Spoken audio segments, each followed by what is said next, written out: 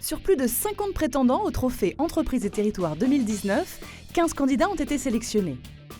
15 TPE et PME réunionnaises qui ont d'abord dû convaincre le jury sur des critères bien précis. Les entreprises doivent avoir une démarche RSE, une démarche environnementale, une démarche également d'ancrage territorial forte. Valoriser les compétences locales, aussi bien sur le territoire qu'à l'extérieur, faire en sorte que les salariés soient bien dans leur entreprise. Le 11 avril dernier, un tirage au sort permet de désigner des groupes de 2 ou 3 étudiants de l'IAE Réunion, École universitaire de management. Groupe 2. Leur mission, défendre la candidature de chacune des 15 entreprises engagées. Pendant presque 2 mois, ces élèves en master, comptabilité, contrôle audit ou marketing ont mis en commun leurs compétences pour étudier et expertiser l'activité des candidats qu'ils représentent. Ils vont sur place, ils rencontrent le dirigeant, les collaborateurs, les clients. Et l'idée, c'est de restituer exactement leur vision de l'entreprise, telle qu'ils l'ont vue pendant l'audit, dans les critères que nous avons demandés par rapport au prix Entreprises et Territoires. C'est d'être les promoteurs et d'être les ambassadeurs, de devenir les vrais ambassadeurs des entreprises dont ils défendent les couleurs. L'occasion également pour tous ces étudiants de se confronter à la réalité de l'entrepreneuriat. C'est riche tout ce qu'on a pu découvrir dans ce travail, de se rendre compte qu'il y a des petites entreprises qu'on ne connaît pas et qui font pourtant tellement de choses pour la Réunion. J'ai vraiment découvert qu'avoir une petite entreprise, c'est vraiment être engagé au quotidien, donner son maximum pour qu'elle évolue au fil du temps.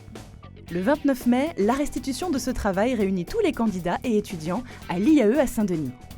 Chaque groupe dispose de 30 minutes pour convaincre le jury que son entreprise mérite de remporter le trophée. On est ici sur une plaidoirie. On est ici sur une démonstration orale de leur capacité à écouter, à avoir compris les enjeux de l'entreprise qu'ils viennent défendre. Donc il y a à la fois le fond et puis également se distinguer sur la forme en étant à la fois original et à la fois respecter le cahier des charges de leur plaidoirie. Les présentations se succèdent tout au long de la journée. Puis vient l'heure de la délibération. À partir d'un barème de notation préétabli, les membres du jury doivent départager les entreprises candidates et tenter de se mettre d'accord sur le nom des finalistes.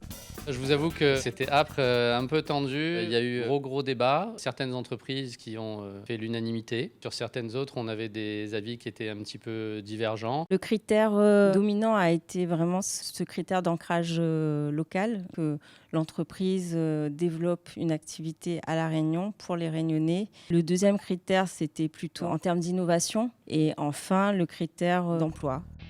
Le jury parvient à trouver un consensus et désigne les 8 entreprises finalistes. Par ordre alphabétique: Bijoux, Carton d'eau, l'ébénisterie Venkatachelum, Empreinte locale, Get Up, Hydrétude Océan Indien, La Coccinelle et Medup. Ces 8 entreprises ont désormais rendez-vous le 20 juin pour la finale du Trophée Entreprises et Territoires 2019.